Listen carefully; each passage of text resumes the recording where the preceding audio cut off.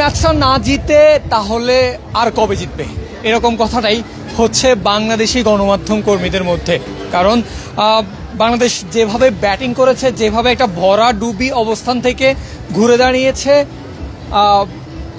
অসাধারণ বলাই যায়। ক্যাপ্টেন লিটন দাসের ব্যাটিংকে তার চেয়ে বেশি অসাধারণ বলা যায় শামীম পাটোয়ারির ব্যাটিংকে। টি-20 ব্যাটিংয়ের পারফেক্ট একটা এক্সাম্পল যেটাকে বলে, একদম কিভাবে টি-20 ক্রিকেটে ব্যাট করতে হয় সেটাই দেখিয়েছেন ডাম্বুলার এই মাঠে। বাংলাদেশের সংগ্রহ 177 রান। জয় পেতে হলে শ্রীলঙ্কাকে 178 করতে হবে। আর অবশ্যই আমরা যেটা চাইবো সেটা হচ্ছে 177-এর আগেই শ্রীলঙ্কা আটকে যাবে। বাংলাদেশের এই রান আরও বেশি হতে পারত। কিভাবে পারত সেই কথাটাই বলার চেষ্টা করছি। দর্শক, সাথে আছি পারভেজ আল হাসান, শ্রীলঙ্কার ডাম্বুলা থেকে। বাংলাদেশ শুরুটা করেছে যথারীতি টসে হেরে। আগে ব্যাট করতে হয়েছে বাংলাদেশকে। আগে ব্যাট করতে নেমে যেই ব্যাপারটা এই সিরিজে অন্তত আমরা দেখছি,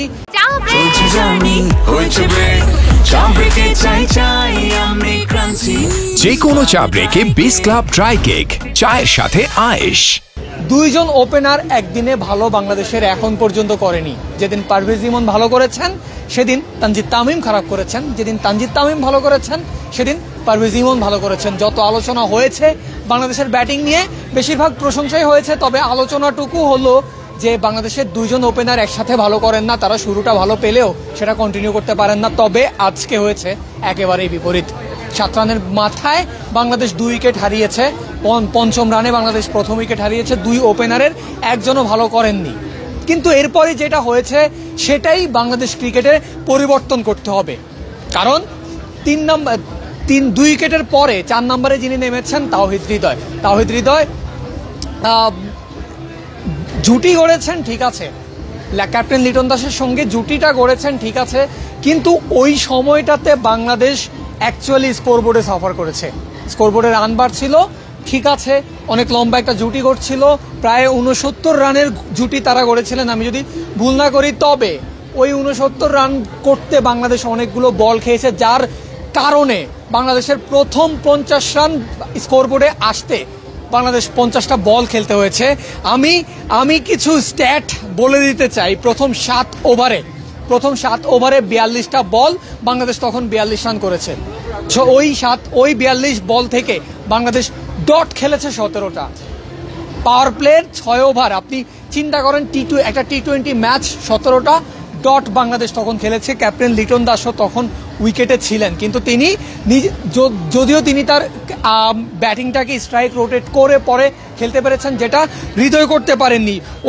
ওই 7 ওভার থেকে বাংলাদেশ মাত্র 3টা বাউন্ডারি পেয়েছে, 2টা ছক্কা, একটা লিটন দাস হাঁকিয়েছেন, একটা তাওহিদ হৃদয় হাঁকিয়েছেন, আর একটা মাত্র 4-এর বাউন্ডারি ছিল, 20টা সিঙ্গেল, একটা ডাবলস। আর এইখানে আরো একটু লক্ষণীয় ব্যাপার, প্রত্যেকটা সিঙ্গেলস দেখে মনে হচ্ছিল যে একটু রিস্কি হয়ে যাচ্ছে। টি-20 ক্রিকেট ঘরনার ওই খেলাটা আমরা কিন্তু প্রথম 50 বল কিংবা 60 বলে সেভাবে চোখে পড়ার মতো দেখিনি। এরপর থেকেই প্রথম 50 বলের পর থেকেই গেম ইমপ্রুভ শুরু হয়েছে। কারণ তাওহিদ হৃদয় যখন আউট হয়েছেন, মেহেদী মিরাজ তার ব্যাটিং নিয়ে শুরু থেকেই কথা বলে উঠে আসছে। আজকেও তিনি মোটামুটি আননেসেসারি একটা শট খেলে তিনি আউট হয়েছেন, 1 রান করে আউট হয়েছেন। খুবই ডিজাস্টার, ওই বিষয়ে কথা না বলাটাই আই গেস খুব ভালো হবে। দ্বিতীয় ফিরতি বাংলাদেশের 50 থেকে 100 রান বাংলাদেশ গিয়েছে মাত্র 35 বলে, অর্থাৎ 15 বল লেস আগের 50 থেকে।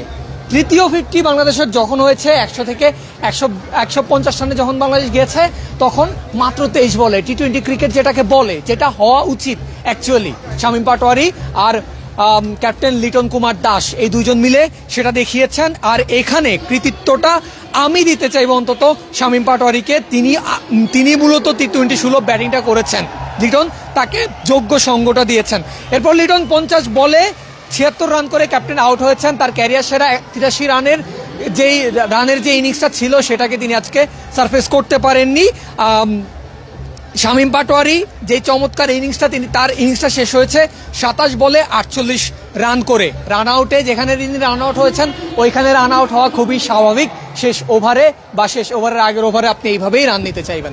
সর্বোপরি দর্শক শেষ করতে চাচ্ছি, বাংলাদেশ শ্রীলঙ্কা ইতিমধ্যেই মাঠে নেমে গেছে। বাংলাদেশ 177 রান করেছে। সিরিজে টিকে থাকতে হলে, সিরিজটা ডিফেন্ড করতে হলে, সিরিজটা টিকে থাকতে হলে, বাঁচিয়ে রাখতে হলে বাংলাদেশকে এই